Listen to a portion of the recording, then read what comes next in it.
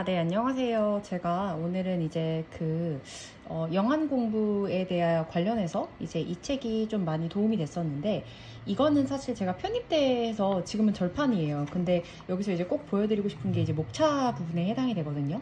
제가 통번역대학원 입시학원 다녔을 때 정말 큰 문제가 영어 문장을 듣고 한국어로 말하는 거에 대해서 되게 어려움이 있었어요. 처음에는 이게 그냥 내가 30초를 기억을 못하나 보다 이렇게 생각을 했고, 아니면은 뭐 내가 영어 자체를 이렇게 놓치는 게 맞나 보다라고 생각했는데, 제가 나중에 알게 된 거는, 많은 책들을 통해서 제가 접한 건 결국 이 국어 실력이 얼마나 뒷받침되어져 있느냐라는 건데, 이 국어 실력은 어렸을 때 책을 많이 읽은 친구들은 그냥 자동적으로 이렇게 구조가 돼 있는데, 그게 없는 사람들은 다시 또 훈련을 하면 돼요. 모든 것처럼. 그래서 훈련을 해서 설계를 만들면 되는데, 그래서 문단의 전개 방식이라든지 지문의 구성에 대해서 암기를 해버리면 되거든요. 그리고 독해를 잘하는 친구들은 보통 어떤 지점에서 뇌가 약간 이렇게 스파크처럼 일어나요. 그러니까 예를 들어서 굳이 말을 하지 않아도 이 지문의 요지가 뭔지 충분히 다 아는 친구들이거든요. 근데 어렸을 때 책을 안 읽었는데 그럼 지문의 요지가 뭔지 모르잖아요. 그러면은 그냥 넉넉히만 있을 거냐? 그건 아니고, 지문의 요지를 보여주는 코드라든지 아니면은 이렇게 저자의 주장을 보여주는 코드가 있어요. 예를 들어서 챕터 2에 막 이렇게 있는데, 그러면 원래 영어를 잘하거나 아니면 책을 많이 읽은 사람들은 이렇게 뭔가 누가 저자가 강조하는 표현, 임포턴트 이런 걸 만나면 와, 이거 진짜 미친듯이 중요하네 하고 뇌의 어떤 특정 부위에서 스파크가 일어나요. 근데 어렸을 때 책을 안 읽었던 사람들은 그런 스파크가 없을 거 아니에요. 다 똑같은 소리 같고 어떤 강조점이라든지 이걸 찾을 수가 없잖아요. 그래서 정말 중요한 건 뭐냐면, 이 스파크가 일어난다라는 걸 똑같이 암기를 하면 돼요. 그리고 내가 이런 단어를 만났을 때 다시금 생각해서 이거 진짜 중요하다. 이거 국어 잘하는 친구들은 이 부분에 대해서 진짜 고민하고 이때 완전 스파크가 일어나니까 나도 똑같이 암기해서 그냥 내가 이 글이 일어났을 때 내 뇌가 스파크를 일어나도록 하면 된다 라고 암기를 하면 되더라고요. 그렇게 틀을 암기를 해버리는 거예요. 그러니까 예를 들어서 이 노트가 정말 좋았던 게 뭐냐면, 그러니까 이것 같은 경우는 어떤 정말 국어 실력이 없는 사람들을 위해서 이렇게 올려주는데, 지문의 구성이 어떻게 보여주는지 코드도 이제 조금 기억을 하면 돼요. 예를 들어 과거가 나왔으면 그 다음에 현재가 나오면 대조가 되다 보니까 예측이 되겠죠. 그 다음에 썸이 나오면 others가 나오면 또 이건 대조죠. 그 다음에 비교 대조, 뭐 상황이 될 수도 있고 관점이 될 수도 있고 아니면 역할이 대조가 될 수도 있어요. 원인이 나오면 결과가 나오기도 하고, 아니면 그냥 원인 현상에 대해서 지금 상황을 그냥 토론하기도 하고, 테드가 뭐 그런 경우도 있고, 문제점을 얘기한 다음에 그걸 해결을 하는 경우도 있고요. 그 다음에 어떤 의문문을 던지면서 그 의문문에 대해서 내가 해답을 찾으려고 하는 경우도 있어요. 시간도 어떤 순서대로 나열을 하는 경우가 있고. 그래서 제가 영어를 듣고 한국어로 이제 나오는 연습을 했을 때 다 듣고 뭔 말인지 몰랐을 때가 되게 많았어요. 그러니까 한국말로 연습이 너무 안 됐다라고 생각했는데, 저는 그때 이게 그냥 단순히 내가 연습 부족인가 라고 생각을 했는데 아니에요. 틀이 없어서 그래요. 그러니까 머릿속에 틀이 있는 사람들은 그냥 듣고도 대략적으로 이해를 해서 쉽게 넘어가지만, 이게 틀이 없는 사람들은 그 틀을 연습을 하면 되고, 그러면서 꾸준히 기초 공부도 같이 해줘야 되더라고요. 그래서 어쨌든 이 책을 이제 제가 이제 소개를 좀 드리고 싶어서 이렇게 가져오게 됐고요. 그래서 보여드리는 예시대로 제가 했던 노트 방법을 같이 해서 엮어서 보여드리도록 하겠습니다. 입시를 했을 때 영어를 이제 듣고 한국어로 뱉는 과정에서 항상 어려움이 많았어서 이 틀을 개별적으로 좀 정리를 했었습니다. 영어를 듣고 그냥 한국어로 충분히 잘 뱉어내시는 분들도 있었는데, 저는 이 사고의 흐름에 대해서 너무 부족해서 이 틀을 만들고 외우고 이 사고 훈련을 따로 하는 연습을 했었거든요.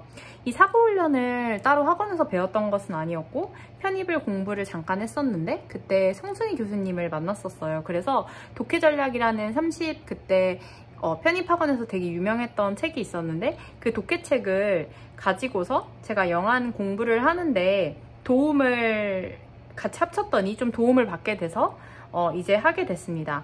일단 가장 중요한 건 이 음원을, 어쨌든 영어의 음원을 들었을 때 그 음원을 들으면서 결국 무슨 글인지, 저자가 무슨 말을 하고 싶은지, 그래서 이 각 단락의 첫 문장이 왜 나온 거야? 아니면 여기서 키워드는 뭐야? 결국 한마디로 무엇을 뜻하는 거야?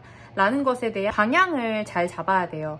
그래서 모든 첫 문장을 듣자마자 항상 생각해야 되는 것은 첫 문장을 읽고 키워드의 방향과 지문의 방향에 대해서 생각을 해줘야 돼요. 그러니까 최소 30초 정도는 멈춰야 돼요. 예를 들어서 제가 이제 정리했던 것을 가져와 볼게요. 이게 4월 2일에 제가 틀을 정리했던 거를 지금 가져왔는데 틀을 이제 정리해서 설명했던 거를 전체 샷으로 찍었더니 너무 화면이 안 보여서 제가 일단 이렇게 해보도록 하겠습니다.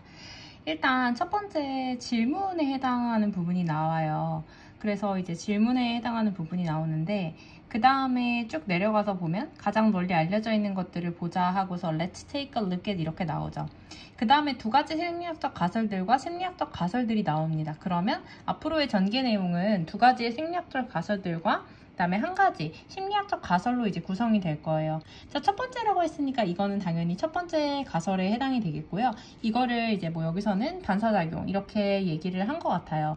그 다음에 또 다른이라고 하는 건 another이에요. another은 새롭게 우리가 뭐 1, 2, 3 이렇게 규정을 할 수 있듯이 문단을 나눠주는 그런 개념에도 해당이 되고 이건 또 카멜레온 효과라고 이제 정의를 하게 됐네요. 그러면 첫 번째 같은 경우는 반사작용이라는 걸 머릿속에 입력을 해놓고 두 번째 같은 경우는 카멜레온 효과라는 걸 기억을 하면 됩니다.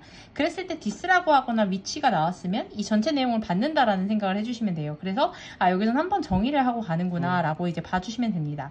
그 다음에 과학자들의 믿음이 나왔는데 우리가 뭐 어떤 이야기를 하거나 아니면 논거에 대해서 이제 뒷받침을 할 때 뭐 하버드 연구원들이 이렇게 얘기를 했다 아니면 뇌과학자들이 이렇게 얘기를 했다 옥스포드 대학교에서 이렇게 출판을 했다 아니면 사이언스 리뷰지에서 이렇게 발표를 했다 하면은 전체적으로 그 믿음이 증가가 돼요. 그래서 이거는 조금 더 믿을 수 있게 되겠구나 라는 생각이 들으면서 좀 더 이제 그 확신이 들게 되죠.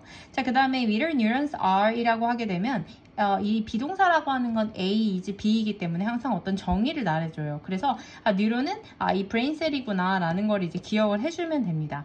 자, 그랬을 때 for example을 꼭 주목을 해야 되는데요. 이게 예시가 전체 이렇게 문단 안에서 이렇게 예시가 나왔다라는 건 그 위에 있는 문장이 너무 중요하기 때문에 예시까지를 나온 거예요. 사실 할 말이 정말 많은데 굳이 예시까지 넣었다는 건 이 문장에 대한 뒷받침 설명을 조금 더 필요하기 때문에 이걸 넣었다고 봐주시면 되고요. 그래서 어쨌든 이렇게 넘어왔을 때 또 옆으로 보면 제가 어떻게 했냐면 우리 심리학적 가설이라고 하면 이제 다시 아까 여기 나왔던 그 생리학적 가설, 그 다음에 심리학적 가설에 해당하는 거고 쭉쭉쭉 나왔을 때 또 이제 비슷하죠? 역시 이제 과학자들이 또 밝혀낸 거.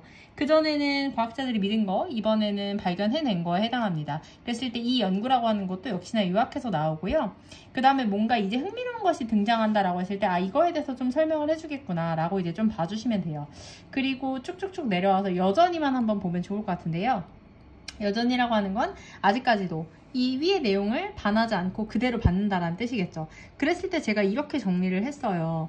근데 이렇게 첫 번째 정리를 하고 두 번째 이렇게 한글로 정리를 한 다음에 이걸 가지고 다시 또 세 문장으로 어떻게 할 수 있는지 그런 식으로 저는 영안을 정리를 했습니다. 이렇게 돼 있는 내용 자체를 결국 이렇게 제 글로 바꿨어요. 그런 다음에 이 내용을 다시 5줄이거든요. 이 5줄짜리를 다시 말할 수 있도록 그렇게 해서 연습을 틀만 이렇게 정리를 했어요. 이게 꽤 시간이 오래 걸리긴 하는데 계속 이렇게 쓰면서 좀 정리를 하다 보니까 좀 정리가 되고 또 어떤 면에서는 단어만 바뀌고 어떤 틀이라는 건 좀 이제 가져가는 게 있거든요. 그래서 내가 이런 식으로 국어 공부도 같이 조금 해주시면 되거든요. 그래서 제가 이렇게 그냥 했던 거를 노트를 한 권을 가져왔어요. 그리고 저는 이렇게 문장마다 해석력도 기르는 연습을 했어요. 그러니까 이게 첫 번째는 내리 번역을 하고 두 번째는 간결화를 해보고 세 번째는 한마디로 그래서 뭔지 그 다음에 문장마다 존재 이유를 적었어요. 그러니까 예를 들어서 예시가 나왔는데 그 위에 문장은 주장이다 뭐 아니면 이 예시 문장이다 아니면 이건 또 추가적으로 나오는 것 같다 내 요점을 다시 한번 정리하는 것 같다. 그래서 문장마다의 존재 이유를 적었는데 다 읽고 그러니까 문장을 완벽히 해석을 했는데 다 읽고 무슨 말인지를 모르는 경우 항상 사고훈련을 해줘야 되거든요. 그래서 이 말이 너무 중요하기 때문에 문장을 완벽히 해석했는데 다 읽고 무슨 말인지 몰라서 사고훈련이 안 되는 경우는 이렇게 조금 해주면 될 것 같습니다. 네, 감사합니다.